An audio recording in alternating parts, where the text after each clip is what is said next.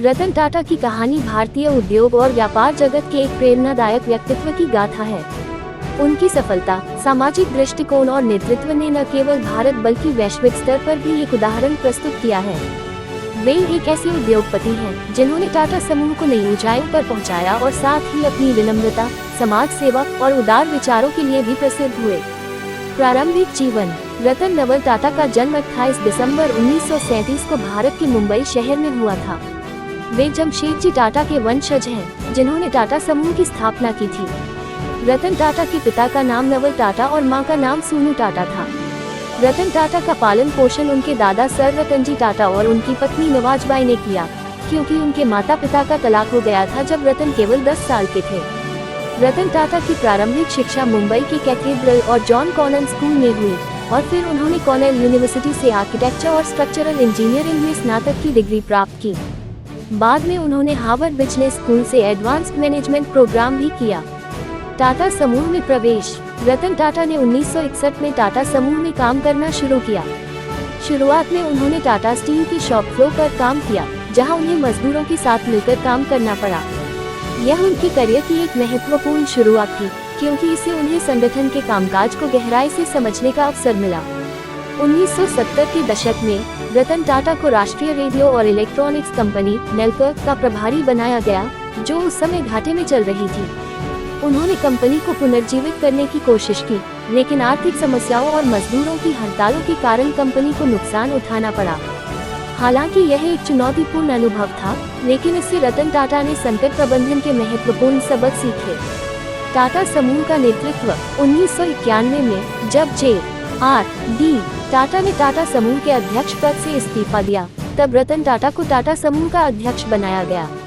उस समय कई लोगों को उनकी क्षमताओं पर संदेह था, क्योंकि समूह के अन्य वरिष्ठ सदस्य उनसे अधिक अनुभवी थे।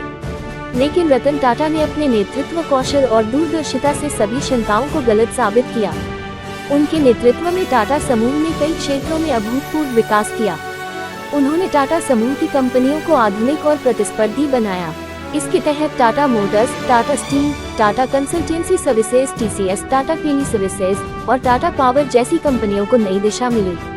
रतन टाटा ने वैश्विक बाजारों में भी समूह का विस्तार किया, जिसके तहत टाटा ने कई अंतर्राष्ट्रीय कंपनियों का अधिग्रहण किया। इनमें टेटली 2000, कोरस 2007 और जगुआर लैंड रोवर 2008 शामिल हैं। टाटा इंडिका और टाटा नैनो। रतन टाटा की दृष्टि और नवाचार की सोच ने भारतीय ऑटोमोबाइल उद्योग में क्रांति ला दी।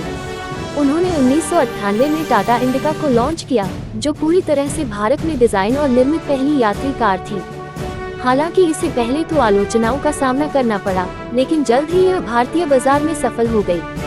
इसके बाद रतन टाटा ने 2008 में टाटा नैनो को लॉन्च किया, जिसे लोगों की कार कहा जाता था। ये विश्व की सबसे सस्ती कार थी और इसका उद्देश्य उन भारतीय परिवारों को वाहन उपलब्ध कराना था जो बाइक का इस्तेमाल करते थे। हालांकि नैनो को बाजार में उम्मीद के मुताबिक सफलता नहीं मिली, लेकिन रतन टाटा की यह पहल सामाजिक और औद्योगिक दृष्टिकोण से बेहद महत्वपूर्ण मानी जाती है। सामाजिक योगदान।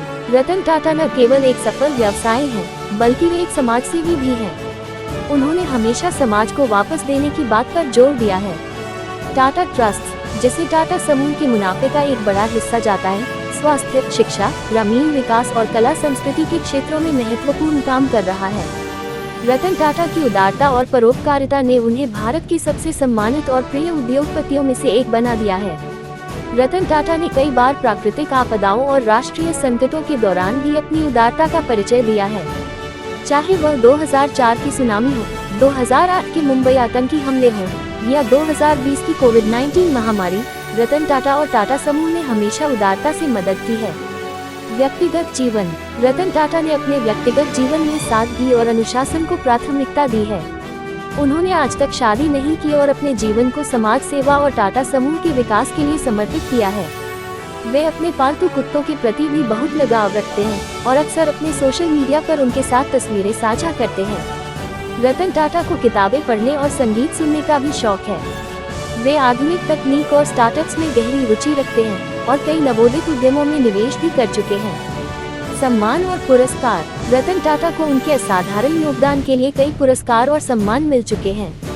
उन्हें भारत सरकार द्वारा 2000 में पद्म भूषण और 2008 में पद्म विभूषण से सम्मानित किया गया। इसके अलावा उन्हें कई अंतर्राष्ट्रीय संस्थानों से भी सम्मानित किया गया है। 2012 में उन्होंने टाटा समूह के अध्यक्ष पद से सेवानिवृत्ति ली, लेकिन वे आज भी टाटा ट्रस्ट और कई अन्य परियोजनाओं से जुड़े हुए हैं। उनके मार्गदर्शन और अनुभव का लाभ आज भी टाटा समूह और अन्य युवा उद्यमियों को मिलता है। निष्कर्ष, रतन टाटा की कहानी हमें ये सिखाती है कि सफलता केवल आर्थिक लाभ में नहीं होती, बल्कि समाज को बेहतर बनाने के प्रयासों में भी होती है। उनका जीवन एक प्रेरणा है जो हमें विनम्रता, साहस और समाज के प्रति जिम्मेदारी की भावना का महत्व समझाता है। वे भारतीय उद्योग के एक महानायक हैं, जिन्होंने अपने कार्यों से न केवल टाटा समूह को बल्कि पूरे देश को गौरवान्वित किया है।